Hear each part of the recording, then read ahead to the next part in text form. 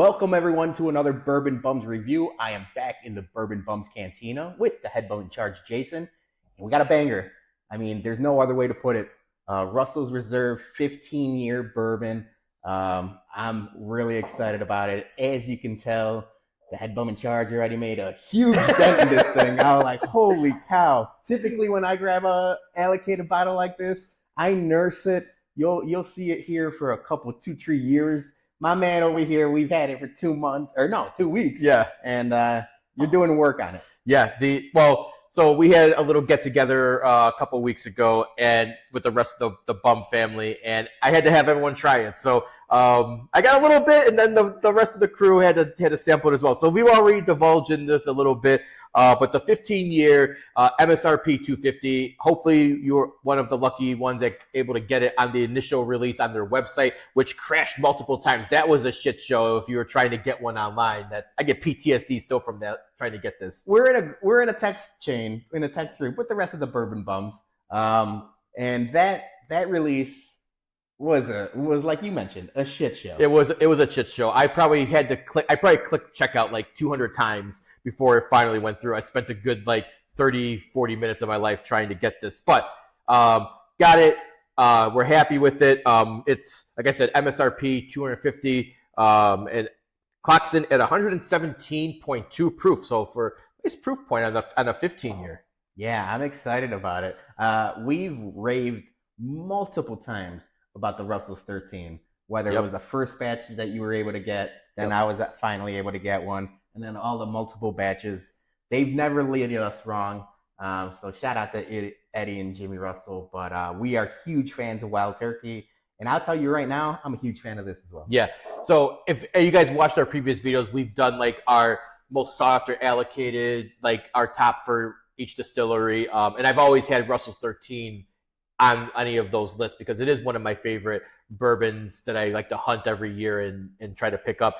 But getting this one, I was nervous that wasn't going to be able to come across it. I was concerned before it released, like what the price point was going to be, because like when you saw like the price for like the single rick house for the Generations, a little worried that it was going to be out of my range there for a bit. But $250, I think that's probably my limit for what I like to spend for bourbon. But yeah, it's been in limited quantities across, and it's still popping up randomly at places. So you might, even though I got this a few weeks ago, you might still be able to find it at a local or at a big box. I saw randomly someone posted that they were popping up at Costco. Yeah. So yeah, take a look.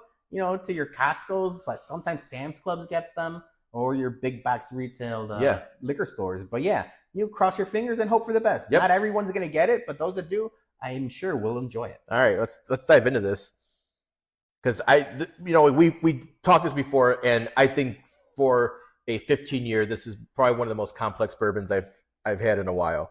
And that's what you expect, right? You expect whiskey to, as soon as it starts hitting those double-digit age ranges, they start getting more and more complex.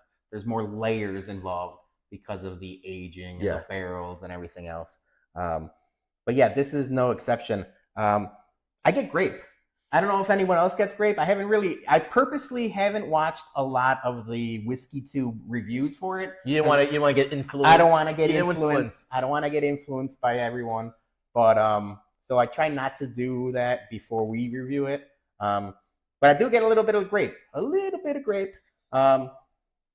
of bit of like leather and oak. Yeah. And I don't get the grape, but I do get the oak, and I do get a little sweetness on there too, a little maple.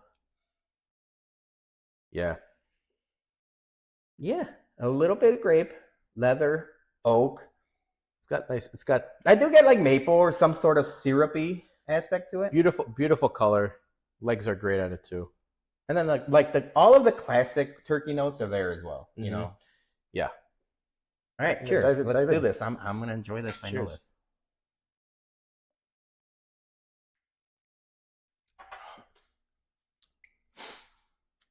It's like the third or fourth time that I've drank this one, and it doesn't disappoint. The smile on my face says it all. It is everything you would want a 15-year whiskey to be. Man, I get a lot of sweetness on the finish too. Like that's I mean, we could sit here and really dive into this, do a couple of tastings, and it's gonna change every time. Yeah. There, like I mentioned, I got the grape on the nose. I didn't really get it on the palate, but there's a lot there. Obviously, oak, the leather, a little bit of like tobacco, and not in a bad way, you know. Tobacco, the baking spices, vanilla, caramel, all the classic notes. I get the vanilla on there. All the classic notes are there, but there is some fruit to it too. Yeah.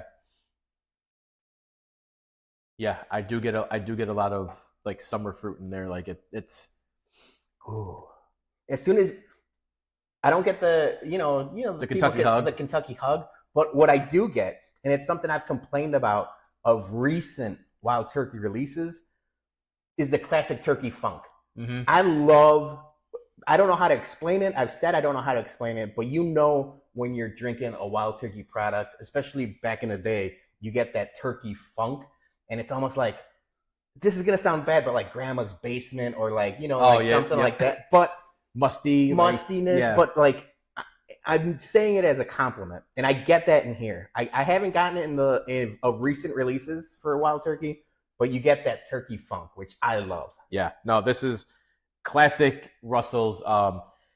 Now we are definitely going to have to put this up because this is a heavy hitter right here. I'm not going to lie. This is, if I'm reviewing it, this is A plus all the way. This is I mean, there's no secret. We knew we loved it as soon as you popped the bottle. And is it going to live up to the hype? Yeah, absolutely. Yeah, it lived up to the hype and more. Jay, we've reviewed a lot of really good bourbons this year. I think number one with a bullet so far, is the Russell 15. Yeah, I don't think we've had anything that comes close to this. Like we are getting into allocated season right now. We're recording this middle of August. So yeah, we are getting into allocated season, and there's going to be some heavy hitters coming out this year. Obviously, you get like your birthday bourbons. You get your Four Roses. I'm excited to try that Four Roses. Your B-Tax, your it's going to be up this. Not to get off topic. This year's Four Roses. If you get a chance, look up the mash bill on it. That's going to be a heavy hitter too. There's a little bit of 20 years. Yeah. So so far for 2024, this is probably my number one draft pick. My 1-1. I don't think anything I've drank so far this year is going to top it, but it could be. Who knows? We'll see what happens. The year's still early, only halfway over, basically. So, this is a great one. For me. It's everything. It's everything you want a whiskey to be. So, and I'll give you credit. We say this a lot on this channel, but whiskey is meant to be shared with friends, and we talked about it earlier on in the review. But like, you've shared this, and if you do get a bottle, pop it, open it. Don't trade it. Don't try to sell it for more. Open it, bring it to a birthday party. You're missing out on this one. This one is something to open and share. Yes, 100%. And I will say, now that this is open, we've tried it, we love it.